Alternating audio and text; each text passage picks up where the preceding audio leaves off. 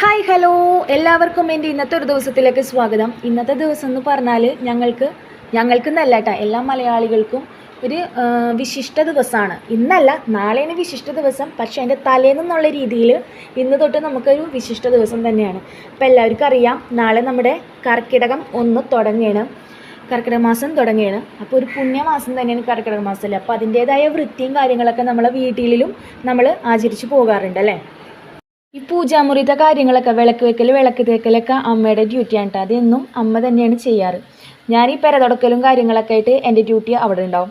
അപ്പോൾ നാളെ തൊട്ട് ഇനി നാലമ്പല ദർശനവും അമ്പലത്തിൽ പോക്കും നമ്മളെ അല്ലേ, എന്ത് നല്ല ഒരു പുണ്യമാസം, ഒരു ഭക്തിസാന്ദ്രമായ ഒരു മാസം തന്നെയാണ് കർക്കിടകം. അപ്പോൾ അതിൻ്റേതായ ചില ക്ലീനിങ്ങും കാര്യങ്ങളാണ് നമ്മൾ നടത്തിപ്പോരുന്നത്.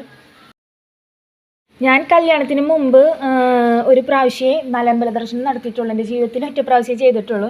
കാരണം പിന്നെ കല്യാണം കഴിഞ്ഞതിന് ശേഷം പോകാൻ പറ്റിയിട്ടില്ല. കല്യാണത്തിന് മുമ്പ് ഒറ്റ പ്രാവശ്യമേ പോയിട്ടുള്ളൂ. അപ്പോൾ വെളുപ്പിനെറ്റ് പോക്കി കൊച്ചുങ്ങളെയും കൊണ്ടൊക്കെ ഇത്തിരി നടപടിയുള്ള കേസല്ലാത്ത കാരണം അത് നിർത്തി വെച്ചിരിക്കുകയാണ്. അപ്പോൾ ഈ രണ്ടാൾക്കാരൊന്ന് വലുതായിട്ട് വേണം അതൊക്കെ ഒന്ന് തുടങ്ങാനായിട്ട്. അപ്പോൾ ഇന്നത്തെ ദിവസം എന്ന് പറഞ്ഞാൽ അപ്പം ഞങ്ങളെ ക്ലീനിങ്ങും കാര്യങ്ങളൊക്കെ ആയിട്ട് ഇന്നത്തെ ദിവസം അങ്ങനെ പോയിട്ടാണ്. അതിന് പിള്ളേരുള്ള വീടുകളിൽ നമ്മൾ എത്ര ക്ലീൻ ആക്കിയിട്ടാലും ക്ലീൻ ആവാത്ത പോലെ തന്നെ കിടക്കുള്ളൂ. അത് പിള്ളേരെ പറഞ്ഞിട്ടും കാര്യമില്ല, നമ്മളെയും പറഞ്ഞിട്ട് കാര്യമില്ല.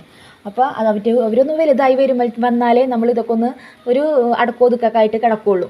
അതെല്ലാ വീട്ടിലെ അവസ്ഥ തന്നെ കേട്ടോ. അപ്പം ഞങ്ങളുടെ ഇന്നത്തെ പരിപാടികളൊക്കെ കഴിഞ്ഞു. ഇനി എൻ്റെ ഏറ്റവും വലിയ പരിപാടി എന്താണ് ഈ അളമാരി വൃത്തിയാക്കൽ. ഒരു ഡ്രസ്സ് എടുത്ത് കഴിഞ്ഞിട്ടുണ്ടെങ്കിൽ പിന്നെ വലിച്ചു വാരി അവിടെ കടന്ന് പിന്നെ അത് മടക്കി വെക്കാനുള്ള മടിയാവും. അപ്പോൾ എല്ലാം കൂടെ ഒന്ന് ഒതുക്കി വെക്കാമെന്ന് വിചാരിച്ചിട്ടുണ്ട്. അപ്പോൾ പൂജാമുറി ക്ലീൻ ആക്കാനുണ്ട്. അത് അമ്മ ചെയ്യും. വൈകുന്നേരം അമ്മ വിളക്ക് വെക്കുമ്പോൾ അമ്മ എല്ലാം വൃത്തിയാക്കിയിട്ടേ വിളക്ക് വെക്കുള്ളൂ.